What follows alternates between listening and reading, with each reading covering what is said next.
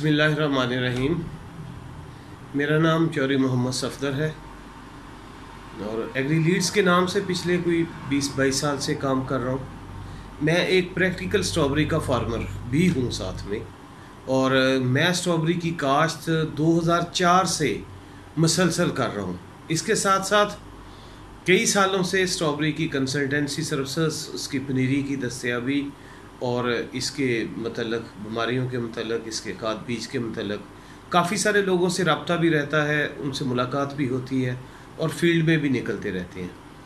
आज की मेरी गुफ्तगू का मौजू है स्ट्रॉबेरी के लिए ज़मीन की तैयारी और खादों का इस्तेमाल। तैयारी के वक्त खादों का इस्तेमाल, ज़मीन की सिलेक्शन, ज़मीन की तैयारी और खादों का इस्तेमाल, ये हमारा आज का मौजू है।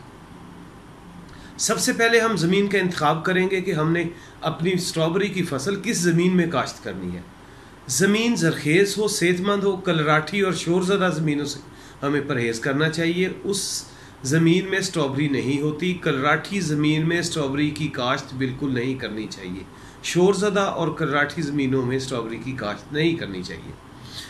हमारी पंजाब की बहुत सारी ज़मीनें और हमारी पंजाब की बहुत सारी आबो हवा इसके लिए बहुत मौजू है, कोई मसला नहीं है। सारे पंजाब में काश्त होती है, पंजाब के सारे इलाकों में काश्त होती है। ज़मीन ज़रखेज़ और महरा चाहिए, इसके लिए कोई ख़ास और स्पेशल ज़मीन जो कतन नहीं चाहिए। जो अच्छी ज़मीन हो, सेहतमंद हो, ज़रखेज़ हो, वो इसके लिए काफ़ी है। ज़मीन की इंतखाब हमने ऐसी जगह करना है जहाँ पर पानी वाफर मकदार में दस्तयाब हो। पानी चूँकि इसको बहुत ज़्यादा लगते हैं, इसलिए ऐसी ज़मीन का इंतखाब करना है जहाँ पर बाआसानी पानी दस्तयाब हो। जब हम वो ज़मीन इंतखाब कर लेंगे, साथ में ऐसी ज़मीन मुंतखब करनी है जिसको आने जाने का आसानी हो, रास्ता मौजूद हो, क्योंकि यहाँ पर डेली बेसिस पे या दूसरे दिन इसकी पिकिंग होनी है, मंडी जाना है, उसकी लोडिंग करनी है, उसको लेके जाना है। तो ऐसी ज़मीन का इंतखाब करें जहाँ पर बासानी को गाड़ी को कन्वेंस जो भी हमारे पास दस्तयाब हो वो ले जाई जाए। इसके बाद हमने ज़मीन का इंतखाब करने के बाद उसमें अच्छी तरह हल चलाना है, उसको ज़मीन को बारीक करना है, उस सुहागा चला के ज़मीन को बराबर कर लेना है। ज़मीन को बराबर करने के बाद हमने इसके नीचे, जिसको हम बेस ड्रेसिंग भी कहेंगे, और ज़मीन की तैयारी के वक्त 2 बोरी DAP की, 1 बोरी पोटाश की, 1 बोरी अमोनियम सल्फेट की और 10 से 20 किलो, अगर 20 किलो हो जाए तो बेहतर है, दानेदार ह्यूमिक एसिड, पोटाशियम ह्यूमेट 10 से 20 किलो, यानी कि कम से कम 10 किलो इस्तेमाल करें, अगर हो सके तो 20 किलो इस्तेमाल करें। वो ज़मीन की ज़रखेज़ी में इजाफा करेगा और हमारे जो इस्तेमाल कर रहे हैं DAP खाद, उसकी ताकत पौधे को मिलेगी, ज़मीन में फिक्सेशन नहीं होने देगा, उसको ज़ाया नहीं होने देगा, और एक बड़ा हिस्सा ज़मीन में मौजूद जो DAP है, फास्फोरस है, वो पौधों को दस्तयाब हो जाएगी। ज़मीन में DAP 2 बोरी DAP, 1 बोरी पोटाश की, 1 बोरी अमोनियम सल्फेट की और 10 किलो ह्यूमिक एसिड, और साथ में दानेदार जहर जिसमें फेप्रोनिल है, रेफरी है या कोई भी और अच्छी जहर, लेकिन कार्टेप और मोनोमी हाइपो से परहेज़ करें, वो ज़्यादा सिस्टमिक नहीं है। ये कार्टेप और मोनोमी का इस्तेमाल ना करें। कार्बोफ्यूरान कर लें, फेप्रोनिल कर लें और रेफरी कर लें। ये दानेदार 1 से 2 बैग दानेदार जहर के ज़रूर डालें, ताकि ज़मीन में जो हमारी इससे पहले फसल थी, ज़्यादातर इलाकों में मूंजी की फसल थी, तो वो मूंजी के एरिए में दीमक का ख़तरा बढ़ जाता है। जब दीमक का ख़तरा बढ़ेगा तो उसको हमें इब्तदाई तौर पे कंट्रोल करना है, और उसको कंट्रोल करने के लिए बेस ड्रेसिंग में दानेदार जहर का इस्तेमाल बहुत ज़रूरी है। ये एक ऐसी फसल है जिसमें पानी का बहुत ज़्यादा इस्तेमाल होगा, और जिस फसल में पानी का ज़्यादा इस्तेमाल होगा उस फसल में जड़ी बूटियाँ कुदरती तौर पर ज़्यादा उगती हैं। तो इसके लिए कोई भी ऐसी जड़ी बूटी मार दवाई अभी तक मार्केट में नहीं आई कि जो स्ट्रॉबेरी की फसल पे की जाए और स्ट्रॉबेरी की फसल बच जाए और जड़ी बूटियाँ मर जाएं। ऐसी फसल नहीं है। इसके लिए एक तरीकाकार जो चल रहा है वो मल्चिंग का है। मल्चिंग के कुछ फ़ायदे ये हैं कि एक तो फ्रूट क्वालिटी बेहतर रहती है, बीमारी कम लगती है और पानी भी कम इस्तेमाल होता है। प्लस ये कि जड़ी बूटियाँ जो बिल्कुल इस्तेमाल नहीं होती निकलती, जड़ी बूटियों का बहुत कम उगाव होता है। दरमियान में जो पानी के लिए जगह छोड़ी जाती है वहाँ पर सिर्फ जड़ी बूटियाँ उगेगी और उसको किसी तरफाली वगैरह से गोडी करके बआसानी ख़त्म किया जा सकता है। खेल जो हमने निकालनी है, खेल हमने मशरक़ से मगरब कतन नहीं निकालनी, शुमाल से जनूब निकालनी है। दिसंबर और जनवरी के महीनों में हमें पौधों को हिद्दत देने के लिए टेम्परेचर की और सनलाइट की, धूप की बहुत ज़्यादा ज़रूरत होगी।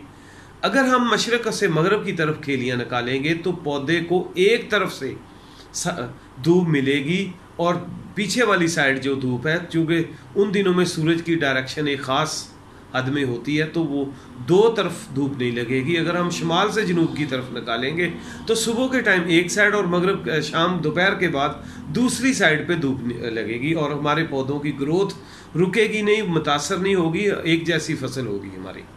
तो हमने ये शुमालन जनूबन निकालनी है। 2.5 फुटी खेल 30 इंच पे रिजर सेट करके, जो हमारा बेड शेपर मिल जाए बेहतरीन चीज़ है। अगर बेड शेपर नहीं है, रिजर है, जो भी हमारे पास बेड शेपर है, उसको हमने 30 इंच पे सेट करना है। 30 इंच पे 2.5 फुटी खेल जब हमने निकालनी है तो वो तकरीबन 200 फुट के खेत में 80 खेल निकलेंगी। अच्छा, एक चीज़ और इसमें ख्याल रखना है कि हमने इसको जब खेल निकालनी है तो दरमियान में खाला ज़रूर निकालना है, बड़े नक्के नहीं रखने। इसको कंट्रोल्ड वाटर दिया जाता है, कम मकदार में, यानी कि हल्का पानी, पतला पानी दिया जाता है। उसके लिए ज़रूरी है कि इसको कंट्रोल्ड वाटर दिया जाए। अगर हम इसे कंट्रोल्ड वाटर देंगे तो उसके लिए हमें पैचेस बनाने पड़ेंगे, 2-2 कनाल के। हमें दरमियान में से खाला निकाल के इसके 4 पैच बन जाएंगे, 2-2 कनाल के पैच बनेंगे इसके, और उससे हम इनको पतला पानी बआसानी लगा सकेंगे।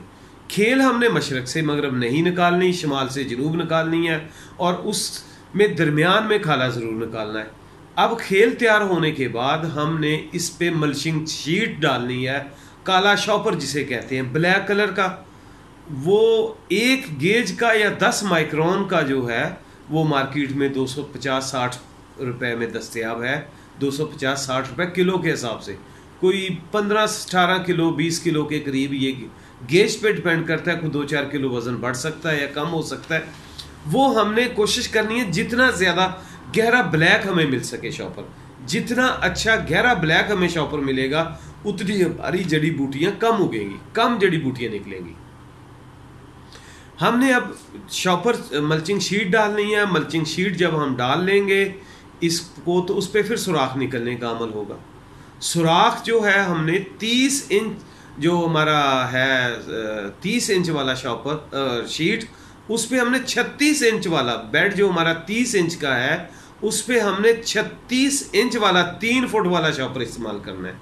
उसको ज़्यादा नहीं खींचना, अगर ज़्यादा खींचेंगे तो हमारा वो शॉपर जो हमारा मल्चिंग शीट है वो कमज़ोर हो जाएगी। हमने उसे बिल्कुल भी ज़्यादा नहीं खींचना, नॉर्मल तरीके से बस उसके वट शट निकाल के उसको सीधा करके तो उस पर हमने हल्की साइडों पे मिट्टी डालनी है और फिर ऊपर जो सुराख निकालने हैं। जो बेड शेपर है उसकी बाकायदा बेड की शेप बनानी है। 12 से 15 इंच ऊपर जो चौड़ाई है बेड की, ऊपर जो टॉप है बेड की, इस साइज़ में वो 12 से 15 इंच हो। जब वो 12 से 15 इंच होगी तो उस पे दोनों साइड पे हमने 6 इंच के फासले पे सुराख निकालने हैं। जब 6 इंच के फासले पे सुराख निकालेंगे और ये जिग जैग कोशिश करनी है, इनको दोनों साइड पे जिग जैग निकालने हैं ताकि पौधे को हवा के लिए सरफेस एरिया ज़्यादा मिल सके। ये 30 इंच की खेल निकालनी है, 36 इंच का हमने शॉपर डालना है और प्लांट से प्लांट जो सुराख करने हैं, पौधे से पौधे का फासला हमने 6 इंच रखना है। इस तरह हमारे कुछ 60,000 के करीब पौधे 1 एकड़ में लगेंगे। हमारे 60,000 पौधे 1 एकड़ में लगेंगे। अच्छा, इसमें एक प्रॉब्लम ये भी आता है हमारे ज़मींदारों में कि जो पौधे हम इस्तेमाल कर रहे हैं, लगा रहे हैं, बहुत सारे पौधे कुछ बीमारियों की वजह से, कुछ मौसम की शिद्दत की वजह से ये पौधे मर जाएंगे और वो नागे हमने हर सूरत पूरे करने हैं। 1 एकड़ में हमारा खर्चा उतना ही रहेगा, हमारा खाद बीज पानी हर चीज़ उतनी ही रहेगी। सिर्फ अगर पौधे कम कर लेंगे, यानी कि हम जो औसत निकालते हैं, एक बड़ी टेक्निकल बात बताने लगा हूँ, जो हम औसत निकालते हैं फ़ी पौधा, वो औसत हमारी जो है वो 300 ग्राम, 250 से 300 ग्राम कम से कम एक पौधा पैदावार देता है। अगर हमारे बिलफर्ज 5,000 पौधे भी और कुछ खेतों में 10,000 भी पौधे मर जाते हैं यानी कि अगर कम से कम भी लगाएं तो 5000 पौधे ज़रूर मर जाएंगे। इसके लिए हमें ज़हनी तौर पे तैयार रहना चाहिए। 5000 पौधों से मुराद ये है कि 12 से 1500 किलो 12 से 1500 किलो हमारी पैदावार कम हो गई। अगर 10,000 पौधे होंगे तो 2.5 से 3 टन यानी कि 2500 से 3000 किलो माल, अगर हम उनकी औसत कीमत 80 रुपए किलो भी लगाएं तो अगर हमारा 5000 पौधा कम है तो हमारा जो पैदावार हमारी है वो तकरीबन कोई 1200 से 1500 किलो है। ये कोई 1 लाख सवा लाख रुपए का जो है हमारी प्रोडक्शन वो कम हो जाएगी। यही मुनाफा है जिस पे हमारा खर्चा नहीं आना। अगर हमारे 10,000 पौधे कम हो जाते हैं तो इस लिहाज से 2 से 2.5 लाख रुपए का 1 एकड़ में हमने नुकसान कर लिया, लगाते वक्त ही नुकसान कर लिया कि जितने पौधे पूरे होंगे, नंबर ऑफ प्लांट्स पूरे होंगे, पैदावार फी पौधे ने देनी है, एकड़ ने पैदावार नहीं देनी, पौधों ने पैदावार देनी है। जितने हमारे पौधे पूरे होंगे उतनी हमारी पैदावार ज्यादा आएगी और हमारा खर्चा तो उतना ही आना है। 60,000 पौधे पे भी वही खर्चा है, 55,000 पौधे पे भी वही खर्चा है। अगर 50,000 पौधा है तो फिर खर्चा भी वही है, लेकिन उससे हमारी आमदन कम हो गई। हमारी खाद भी उतनी है, बीज पानी भी उतना लग रहा है हमें, और स्प्रे वगैरह का खर्चा, लेबर का खर्चा सारा हमारा उतना ही है। ये जो हमारा 5 से 10,000 पौधा जो मरना है, ये पौधा हमारा यही हमारा असल मुनाफा है, जिसको हमने 1 हफ्ता 10 दिन बाद दोबारा नागे लगा के इसको पूरा करना है। और इसका खास क्या रखना है, बेहतरीन टाइम जो है 10 तारीख से लेके 1 नवंबर तक इसका आइडियल टाइम है। 10 अक्टूबर से शुरू हो जाएगा और कोशिश करें कि 1 तारीख से पहले पहले इसकी बिजाई को मुकम्मल कर लिया जाए। ये इसकी ज़मीन की तैयारी और सेहतमंद पनीरी इस्तेमाल करें, पौधे तादाद में पूरे लें, सेहतमंद लें, 5-10 पैसे का लालच ना करें। ये इसके रेट का फ़र्क सिर्फ 5-10 पैसे का होता है। अगर हम 5-10 पैसे के लालच में जाएंगे तो बाज़ औक़ात हमें उसकी 4 गुना ज़्यादा कीमत अदा करनी पड़ती है। किसी अच्छे रिलायबल सोर्स से लें, अच्छे कमिटेड पर्सन से लें, क्योंकि इसमें बहुत सारे मसाइल आते हैं। क्वालिटी का बहुत बड़ा इशू है, तादाद का बहुत बड़ा इशू है, इसलिए सोच समझ के पनीरी लें, ज़मीन अच्छी इंतखाब करें, उस पर तवज्जो दें। ये हाई वैल्यू क्रॉप है, इस पे बहुत ज़्यादा तवज्जो की ज़रूरत है। ऐसी फसल नहीं है कि हम इसको अदम तवज्जो का शिकार करें या दूसरी रवायती फसलों की तरह लें। इसको खाद, पानी, बीज, स्प्रे बर वक़्त चाहिए, तवज्जो ज़्यादा चाहिए, मेहनत ज़्यादा चाहिए। अगर हम ऐसा करेंगे तो इंशाल्लाह पैदावार भी अच्छी लेंगे। यहाँ तक चूँकि हमारी ये मरहला अभी ज़मीन की तैयारी और इंतखाब का चल रहा है, तो हमने यहीं तक रहना है। उसके बाद अगली वीडियोस आएंगी और अगली जो तफसीलात हैं वो हम गाहे बगाहे अपलोड करते रहेंगे, ताकि ज़मीन की तैयारी का अमल, अब बुनियादी चीज़ें ज़मीन की इंतखाब में आपने सेहतमंद ज़मीन मुंतखब करनी है, रास्ता लगता हो, पानी की आसानी के साथ दस्तयाबी हो, अच्छी तरह हल चला के ज़मीन को बारीक कर लेना है। जड़ी बूटी मार अद्वियात इस्तेमाल नहीं होगी, उसके लिए मल्चिंग शीट इस्तेमाल करनी है। पौधे से पौधे का फासला जो है वो 6 इंच है, दोनों साइड पे पौधा लगना है। शमालन जनूबन हमने इसकी खेल निकालनी है, मशरक से मगरब इसकी खेल नहीं निकालनी, दरमियान में काला ज़रूर बनाना है। और शाम के वक्त पानी लगा के, अगले दिन हल्का पानी लगा के हमने इसकी प्लांटेशन कर देनी है, पौधे लगा देने हैं। जैसे पनीरी आए हमारे पास, उसको बोरियों में से निकाल के सायादार जगह में रखें, उसको सुबह शाम पानी का छठा लगाते रहें और कोशिश करें थायोफनेट मिथाइल या कोई भी जो जड़ों को लगाने वाली फंजीसाइड है उसका इस्तेमाल ज़रूर करें, ताकि ज़मीन मौजूद जो पौधों के साथ आने वाली बीमारियां वो कम से कम हो जाएं। अगर वो नहीं कर सकते तो जब हम उसको बाहर निकालते हैं, बोरियों से बाहर निकालेंगे, उस वक्त पानी का छठा देने के साथ हम दाने, ये जो फंजीसाइड जहर है हमारे जो एंटी फंगस हैं, उनको थायोफनेट वगैरह हम उनको इस्तेमाल कर सकते हैं। उस पानी में हल करके उसको अच्छी तरह जो पनीरी हमने रखी है उस पर छटा लगा दें, उससे भी काफ़ी फ़ायदा हो जाएगा। ये एक बुनियादी चीज़ है। इसके लिए चूँकि वक़्त कम होता है, ज़्यादा तफसील से बात नहीं हो सकती। हाँ, अगर इसके मज़ीद तफसीलात हों या कोई सवालो जवाब हो। मेरा नाम चौधरी मोहम्मद सफदर है।